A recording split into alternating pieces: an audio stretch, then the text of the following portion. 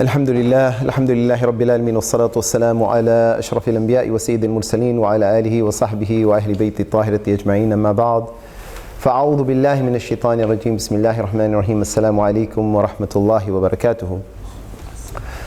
Last week I spoke to you about the importance of developing a merciful character. Inshallah we'll continue the same theme this week, discussing in more detail how a merciful character leads to stronger family relationships.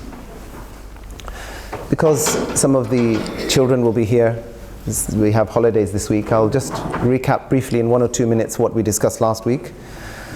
First of all, I mentioned a narration from one of Imam Ghazali rahmatullahi ta'ala alayhi's works, in which he quoted the Prophet sallallahu alayhi wasallam saying, "Takhallaqu bi akhlaqillah." Build your character upon the qualities of Allah Ta'ala. And one of the characteristics of Allah Ta'ala, one of the qualities of Allah Ta'ala is that He is merciful. And so that the servant's duty is to be merciful in the way that he expects Allah to be merciful with him, be merciful towards others. And the Prophet ﷺ had this quality within him. He was known, Allah Ta'ala mentioned about him in the Quran, وَمَا أَرْسَلْنَاكَ إِلَّا رَحْمَةً لِلْعَالَمِينَ. And here we mentioned that Allah Ta'ala addressed the Prophet ﷺ directly here in this verse, so that he was developing the Prophet ﷺ's character and educating him about his function and the way he should conduct himself amongst the believers. And he also said to the Prophet ﷺ, فَبِمَا رَحْمَةٍ مِّنَ اللَّهِ لِنْتَ لَهُمْ, that it is through the mercy of Allah that you are gentle towards the people that you encounter. So he praised this quality of mercy within the Prophet ﷺ's character, saying that this is from the mercy of Allah that you are merciful towards other people. And then we mentioned the dua that the Prophet ﷺ used to read when he was facing the mirror, when he looked in the mirror, Allahumma kama hassanta khalqi fahassin khuluqi. Oh Allah, as you have beautified my appearance, so beautify my character. So that the outer adornment is reflected in the inward adornment. That the conduct that you have with people is also beautiful, as well as the face that you present to them. Then we mentioned a verse from Surah Al-Imran, verse 134, in which Allah Ta'ala mentions the muttaqeen, describing their qualities, وَالْكَاذِمِينَ الْغَيْظِ وَالْعَافِينَ عَنِ النَّاسِ وَاللَّهُ يُحِبُّ الْمُحْسِنِينَ. That they are the people who control their anger at the moment when they are provoked. And they are the people who forgive people when they have been wronged. And then the reward of all of this, وَاللَّهُ يُحِبُّ الْمُحْسِنِينَ. That Allah Ta'ala loves people who do ihsan, show gracious conduct towards others. In one hadith it was mentioned that everyone will enter Jannah through the mercy of Allah Ta'ala. And then an example was given. The Prophet ﷺ said that once a dog was moving around a well, and a woman who was she had conducted some sinful conduct, but she had mercy upon this dog. And she realized that it was thirsty, and so she used her shoe to get some water out of the well and give it to the dog to drink. And the Prophet ﷺ said that because of this action, Allah Ta'ala forgave her the sins which she had committed. So merciful conduct towards others, even a non-human creature, was a means of her sins being forgiven. So all of this emphasizes the importance of developing a merciful character. Now, today we'll talk more about how we can have mercy in our dealings with people around us, relationships which are particularly emphasized, and how this will help to build stronger family relationships. First of all, the relationship that we have with our parents. In Surah Al-Isra, Allah Ta'ala, chapter 17 of the Quran, Allah Ta'ala mentioned, وَقَضَىٰ رَبُّكَ أَلَّا تَعْبُدُوا إِلَّا إِيَّهِ. And Allah has decreed that you do not worship anyone except Him, وَبِالْوَالِدَيْنِ إِحْسَانًا. And that you show good conduct towards the parents. And we mentioned many times that here the waw al-ataf here connects these two concepts, making them one unit. Ataf means to join. So he joined here his decree that none should be worshipped except him, and he joined it with the command to show ihsan upon the parents. And he joined the two with waw al-ataf. Wa In English, this word and is very trivial, very small connection. But in Arabic, this is very meaningful here. Waw al-ataf is used when two things are joined into one. So he said, وَقَضَىٰ رَبُّكَ أَلَّا تَعْبُدُوا إِلَّا إِيَّهُ وَبِالْوَالِدَيْنِ إِحْسَانًا. It means that the decree of Allah Ta'ala involves two things which have been bracketed together. One aspect of the decree is that you never worship anyone other than Him, and the other aspect of the same decree is that you show ihsan, good conduct towards your parents. And he went on to elaborate what he means by this. He didn't elaborate what he means by worshipping only one God in this passage, but he went on to elaborate what he means by ihsan upon the parents. He says, if any of them were to reach old age whilst you are around, whilst you are alive, then he said, فَلَا تَقُلْ لَهُمَا أُفٍّ. Then you are not permitted even to say uff as a sound emitted from your tongue which indicates displeasure towards anything which they have done or said or required from you. Don't even utter the sound uff. وَلَا تَنْهَرْهُمَا. And don't shrug them off or issue any sound which is harsh. وَقُلْ لَهُمَا قَوْلًا كَرِيمًا. And speak to them noble words, ennobling words. Ennobling words means that the way you speak to them indicates that you have put them on a pedestal and you have indicated that they are above you. In the status that Allah Ta'ala has given them, in the honor Allah Ta'ala has given them, you consider them to be superior to you. And that applies not only when you are a child and they are an adult, when you can see that they are physically stronger, intellectually maybe more capable, but also when you have reached adulthood. And when they are bowed and your back is straight, still you put them on the same pedestal. And when you have knowledge and you are carrying out a function in the world which gives you honor and dignity, and you think, I have become something and all the degrees have come to you now, and you have a presence in society and they have retired and they are maybe not as active as they were, not as involved as they were, maybe the words don't come out as eloquently from their mouth, you still continue وَقُلْ لَهُمَا قَوْلًا كَرِيمًا, and speak to them words which ennoble them, give them the same dignity. So bow in front of them, kiss their hands, treat them with respect. When they speak, don't speak over them. In this verse he said, وَخْفِضْ لَهُمَا جَنَاحَ الذُّلِّ مِنَ الرَّحْمَةِ وَقُلْ رَبِّ ارْحَمْهُمَا كَمَا رَبَّيَانِي صَغِيرًا. There are two references to mercy in this. In this verse there are two references to mercy. He said, how should you conduct yourself with your parents? So he explained this is a relationship of mercy. He says, وَخْفِضْ لَهُمَا, and lower before them. That's the first thing. That you don't stand arrogantly in front of your parents. وَخْفِضْ لَهُمَا means you lower yourself, bow in submission before them. جَنَاحَ الذُّلِّ مِنَ الرَّحْمَةِ. Janah is like wings. You know, if an eagle, when it stretches out its wings like this, it looks huge and powerful, as if it's dominating. But he said you lower the wings. That means, what happens then? That the body becomes smaller. So don't tower over your parents, but humble yourself before them. وَخْفِضْ لَهُمَا جَنَاحَ الذُّلِّ مِنَ الرَّحْمَةِ. He said all of this is done what? Out of mercy. Out of mercy, be humble before your parents. Gather your body in, don't tower over them, but be humbly submissive in front of them. وَخْفِضْ لَهُمَا جَنَاحَ الذُّلِّ مِنَ الرَّحْمَةِ وَقُرْ. And then say, that's your body is humble before them. Then your speech, وَقُرْ رَبِّ ارْحَمْهُمَا, and say, oh Allah, have mercy upon the two of them. رَبِّ ارْحَمْهُمَا كَمَا رَبَّيَانِي صَغِيرًا, as they nurtured me when I was small.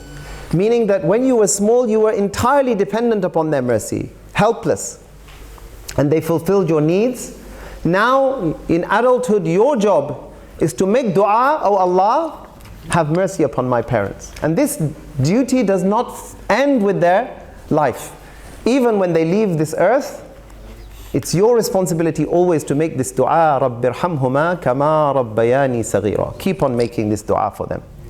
So long as you are alive, it doesn't matter if they are not alive, so long as you are alive, you keep on making this dua, oh Allah, have mercy upon them. رَبِّ ارْحَمْهُمَا as they nurtured me when I was young. So this is a relationship of mercy, first of all. And I mentioned this first because this is what Allah mentioned first. It's not my prioritization, but this is the prioritization which Allah Ta'ala gave to this relationship. That He put it first after mentioning Tawheed, He mentioned this relationship first. And He is the one who mentioned that you should be humble out of mercy and you should make dua for Allah to be merciful upon your parents. The other thing is to visit the graves on Friday.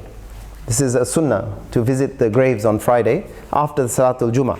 And so, if you can, if your parents' graves are nearby, then you go and visit their grave and make dua upon the grave. If you can't do that, from your homes after Salatul Jummah, there are a number of narrations about Jummah, that the dua is accepted on Jummah. So one of the narrations that it is around the time of Salatul Jummah, around between the khutbah and the salah, that the dua is accepted. But another narration is that between Salatul Jummah and Salatul Asr, the dua is accepted. So after Salatul Jummah, make dua for your parents at this time as well. Every Friday, make it a habit. One narration says that if a person does this 3 times in a week, 3 weeks in succession, kutiba barran, he will be written dutiful. It means if he makes a habit of making dua for his parents after Salatul Jummah, then he will be written down as being a dutiful child. That you fulfill your duty towards your parents. So make a habit of making dua of maghfirah for your parents, especially after Salatul Jummah. The children are here today as well. So let me talk about the children. The Bedouins, they were a harsh people. They lived in the desert. Life in the desert is harsh. And so their habits were different to the habits that we know today. You see even advertisements on the television, you see the children being cuddled and being kissed. This is how we grew up. We know this automatically, that children are treated with softness. But that wasn't the way in the desert. And so the Bedouins sometimes would come, and they would come and see the Prophet ﷺ. And so they see the Prophet ﷺ, how he is with the children around him. For example, his grandchildren, Hassan and Hussein radiallahu anhuma. And so in one narration it is mentioned, Bukhari and Muslim Sharif, that the Bedouin man, Sayyidah Aisha radiallahu ta'ala anha mentioned this narration. She said that a Bedouin man came and he saw the Prophet ﷺ kissing some of the children who were playing around him. And he marveled, he was amazed. He said, "You kissed the children?" And the Prophet ﷺ said, "Yes." He said, we don't deal with the children like this. And the Prophet ﷺ said, "I cannot help you if Allah has taken the mercy from your heart." So this is an aspect of the merciful character of the Prophet ﷺ, that he was a role model for people at a time when this was not their normal custom. You have to understand, today if you and I kiss the children, it's no big deal. Everyone does this around us. The Prophet ﷺ was a role model for them. He was bringing about change. He did this in a society when this was not the norm. He was respectful to the servants when they were not respected. He gave honor to the women when they were not honored. And he was kind to the children when they were not, no one treated them with kindness. He brought about change in society. So he's teaching them a different way of thinking. Because in their world, they lived in harsh conditions. People looked after themselves. The strong were dominant over the weak. And so the Prophet ﷺ is teaching them the quality of mercy. That the one who is strong should protect the weak. And the one who has strength should love those who are dependent upon them. And for a man, it's different with the women, because the mother gives birth. So they may be thought that this was the role of women, to love and to kiss the children. So the Prophet ﷺ is teaching them that a man's job is to love and to kiss the children, to be soft and gentle towards them. Changing their perception of what a man is. Rahmah is a quality to be found in men, not only in women. So he's changing their whole way of thinking. In another narration, the Prophet ﷺ says, "Man la yarham, la yurham." The one who does not show mercy, then he does not receive mercy. This is another aspect of the point which is being emphasized here, that if you want to be treated mercifully by Allah Ta'ala, you need to be merciful towards those around you. So showing affection to the children around you, this is an aspect of the prophetic character. This is an aspect of the mercy which the Prophet ﷺ made a point of teaching to the people around him. So it's not the case that the parent should only be seen as someone who is authoritarian, disciplinarian, and harsh. But the mercy and the kindness should emanate from you as the head of the family. And this is an aspect of your protection and your kindness, and you're drawing the people together. Remember what we mentioned last week, فَبِمَا رَحْمَةٍ مِّنَ اللَّهِ لِنْتَ لَهُمْ وَلَوْ كُنْتَ فَضًّا غَلِيظَ الْقَلْبِ لَانْفَضُّوا مِنْ حَوْلِكَ.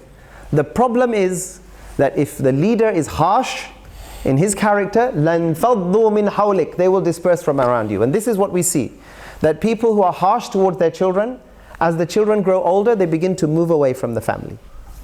They're looking for a way out, an exit, because they're not happy in the family. They're looking for the earliest possible exit. So this is why mercy is important. If you are the center of the family and you draw them close with mercy, they will never leave you no matter what happens. Even in old age, when you need them more than they need you, they will still be drawn to you and remember your merciful conduct. This is an important aspect of how to draw people to you. This, Allah Ta'ala is teaching this to the Prophet Sallallahu Alaihi Wasallam. He's educating the Prophet Sallallahu Alaihi Wasallam, saying, look, if you treat them harshly, if you don't forgive them when they make mistakes, لَنْ فَضُّوا مِنْ حَوْلِكَ, they are going to disperse from around you. You have to forgive them, you have to move on, you have to erase what has happened, and you have to gather them around you. So if it's good enough for the Prophet Sallallahu Alaihi Wasallam, then it's definitely good enough for us. This is the education of the Quran, Allah Ta'ala's divine instruction, and the prophetic example of the Prophet Sallallahu Alaihi Wasallam. Then mercy towards the orphans.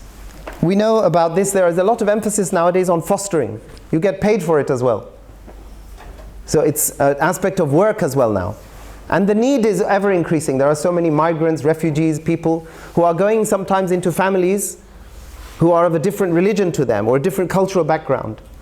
So there are opportunities to foster and of course to sponsor orphans. We know the number of orphans is growing all the time because of wars and all sorts of other situations which are being manufactured in some cases and which are occurring in other cases. So if you sponsor the orphans or if you provide care for them, the Prophet ﷺ said, I and the one who cares for an orphan, whether of his own kin or others, will be in paradise thus. And it's mentioned in the narration that he put the forefinger and the second finger together with a slight space between them. So he's showing that as the fingers, you see these fingers on the hand, they can't be separated. They're always, no matter how much distance can you put between the fingers. So he shows two fingers to show that I won't separate you from me on the Day of Judgment. If you look after the orphans in this world, I won't separate you from me on the Day of Judgment. Today the orphans need you, tomorrow you will need the Prophet ﷺ. He says, if you look after them today, I will look after you tomorrow. But why did he draw the orphans to himself like this? This was a quality of the Prophet ﷺ, that the people who had no one to ask about them, he would say, this one is connected with me. So that through the love they had for him, they would care for the one who needed love. So therefore he reminded them that he was an orphan himself. He came into this world without a father, and then at the age of 6 he lost his mother. So that we would know that our Prophet was an orphan, and that every orphan would remind us of our Prophet sallallahu alaihi wasallam, and that we would be drawn to their care and their love, hoping that in return the Prophet sallallahu alaihi wasallam will keep us close on the Day of Judgment. This hadith is in Bukhari Sharif, the one about the orphan.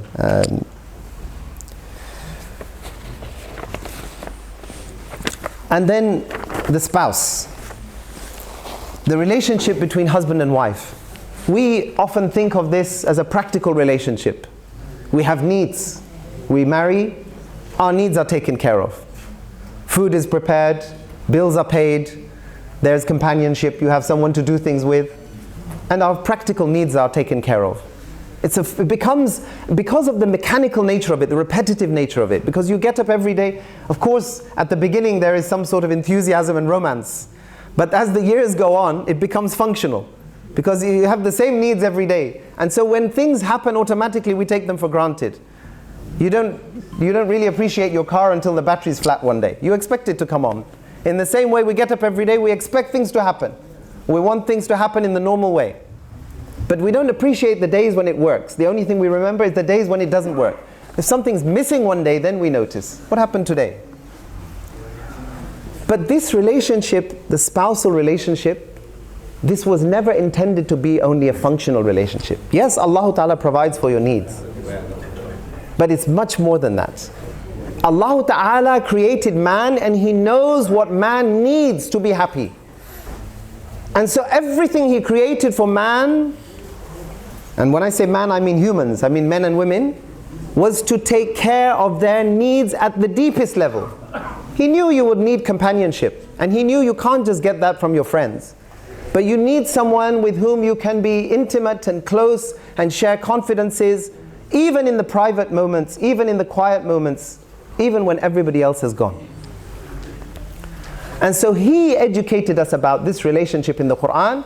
The Quran doesn't talk about paying bills or cooking food or anything else. The Quran says, Surah Ar-Rum verse 21, and you know this, it's mentioned every time you go to a nikah ceremony. He said, وَمِنْ آيَاتِهِ, it is one of the signs of Allah Ta'ala. And خَلَقَ لَكُمْ, that He created for you, مِنْ أَنفُسِكُمْ, from yourselves, أَزْوَاجًا, partners, spouses, لِتَسْكُنُوا إِلَيْهَا, so that you can find peace with them. وَجَعَلَ بَيْنَكُمْ, and He ordained between you مَوَدَّةً وَرَحْمَةً. This is the essence of marriage. Mawadda is strong love, a strong connection, so that you become inseparable, so that you cannot bear to be away from each other. Mawadda wa rahma, and mercy. The mercy which overlooks people's weaknesses and anything they have done to wrong you. Mercy which allows you to move on from anything which has upset you in the past. Mercy which makes you do goodness towards people, whatever they do towards you. That you always want to be kind towards them. وَجَعَلَ بَيْنَكُمْ مَوَدَّةً وَرَحْمَةً. He said, إِنَّ فِي ذَلِكَ لَآيَاتٍ لِقَوْمٍ يَتَفَكَّرُونَ. In this there are signs for a people who reflect, who do fikr, who think, who don't take His blessings for granted, but who reflect upon why Allah Ta'ala has provided us with these blessings, and who appreciate them and think about it. This is a relationship of strong love and mercy. How romantic. That's romance for you. And you know who is the epitome of this? Our Prophet Muhammad sallallahu alaihi wasallam. Even after Sayyidah Khadijah al-Kubra radiallahu ta'ala had left this earth, then he marries again someone who is much, much younger, and she was older than him. And she is jealous, thinking, she says to the Prophet ﷺ, will you never forget her? The young woman is asking, will you never forget the old woman? Can you imagine? People leave old women for young women. The young woman is asking, will you never forget the older woman? And the Prophet ﷺ is saying, she protected me, she comforted me when no one else did. He can't forget her. He's still sending gifts to her friends after she has left this world. He's still sending gifts. He's showing kindness towards the people who are connected to her, as a way of honoring her memory. And he still remembers her with kindness and everything that she did for him. And the reward of that, for Sayyidat Khadijah al-Kubra, what is the reward of that? Companionship she gave to the Prophet ﷺ. Remember I said to you before, Jibreel alayhi salam comes to the Prophet ﷺ. He says, just now Khadijah is about to come with some food for you. He informs the Prophet ﷺ, Khadijah is about to come with something for you. And he says, Allah Ta'ala sends His salam to her, and with it, please convey my salam as well. That's marriage. That's honor. That's love. That's mercy. And this is its reward. That's better than any romantic movie you can watch today. We have the real qualities in our deen if we live like this. This is romance. You see, my mother once, she had an elderly relative. They were in the 80s, a couple. And the lady passed away. They're in the 80s. One of her very elderly relatives, her aunt. And after she passed away, we called up to ask about the family and ask about her husband and so on. And my mum said, that her khalu, he said he can't live without her. She said that to me. She said he can't live without her. She said they're inseparable. They've been together for 50 or 60 years of marriage at that time. She said they've always been together. He can't live without her. And after a few days, he passed away as well. So after 60 years of marriage, they were inseparable. That's strong love. They were always together. This is companionship. You see sometimes walking down the road. We saw last week when I was out with the children, a very old lady in a wheelchair, and a very old man is pushing her along. That's love, and that's care, and that's mercy. This is what it's about. It's not just about practical things you do today.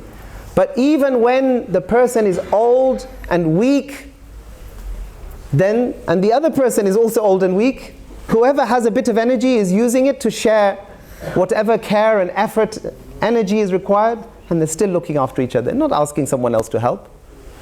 And I told you once that people say that psychological illnesses like Alzheimer's, dementia and so on, that these, obviously when they become very pronounced, people don't recognize their loved ones.